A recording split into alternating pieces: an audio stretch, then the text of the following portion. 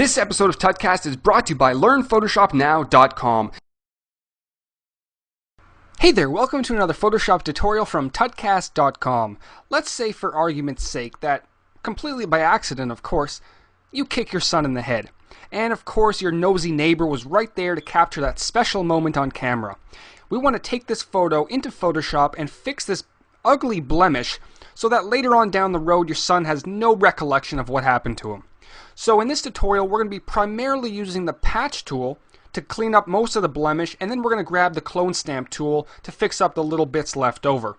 So here we go. Now luckily in this image the blemish is pretty round, so we can go ahead and grab our elliptical marquee tool, which is right over here, and drag a selection over top of the blemish. Now we want to make sure to get the whole blemish and probably a little bit extra. If you are dragging it around, hold down your space bar so you can move the selection around just like that without confirming the selection. So we're going to drag it like this, and right here looks like a pretty good selection. As you can tell, it's selected a little bit outside the blemish as well, which is pretty important later on down the line. Now to ensure that the final result isn't very sharp and harsh around the edges, we're going to go ahead and feather the selection. We're going to do that by going to Select, Modify, and then clicking on Feather. Now depending on the size of your image, this is a very large image, you'll want to choose a very large feather radius. Now for this example I'm going to choose a radius of 10. If you have a smaller image you may want to go for around 5. And we're going to click on OK.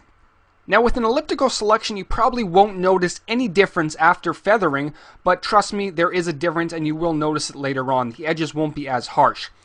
So once we have our selection done, we're going to go ahead and grab our patch tool. Now our patch tool is in our tools palette, the left hand side. You may see the spot, you may see any of these four. If you do, hold down your mouse button and then select the patch tool. The shortcut key is also J. If you hold down Shift and press J, you can cycle through all four of those tools. Now this is how the patch tool works if you're not very familiar with it.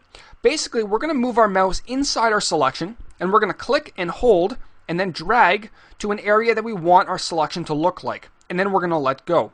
Basically what it's going to do, it's going to sample the area we dragged on top of and apply it inside our selection. We can go ahead and deselect, and as you can tell it's made a somewhat decent result, but it's not perfect. This is where the clone stamp comes into play. We're going to head over to the side and click on our clone stamp. Shortcut key is S. And we're going to increase our brush size a little bit. I'm going to decrease the opacity a little bit. I never like using the clone stamp with 100% opacity. Decrease it to around 60%. Holding down Alt or Option, we're going to click to sample an area, and then we're going to start painting on top just like this. And you'll notice it's correcting that area pretty nicely. And we can sample again one more time and continue painting on top. And we end up with a pretty decent result. Now you can continue going on and fix all of the areas, as you can see, just like this, until you get a result that you're really happy with. Now if we zoom out just a little bit to show you what it looks like, it's looking pretty natural, it's looking pretty good. If we take a look at our before, that's the before, and here's the after.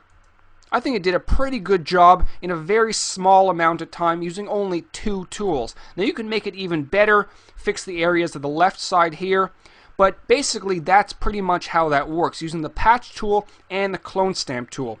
Now you can get rid of any type of blemish using these 2 tools, but depending on the size and the shape of the blemish, some may be more difficult than others, but pretty much they're all possible to get rid of in a very short amount of time using some great tools in Photoshop. So grab your photos, kick your son in the head. No, don't do that, never mind. Find some photos on the internet, adjust some blemishes, fix them up, make them look great, and until next time, this is Howard from Tutcast.com. Take care.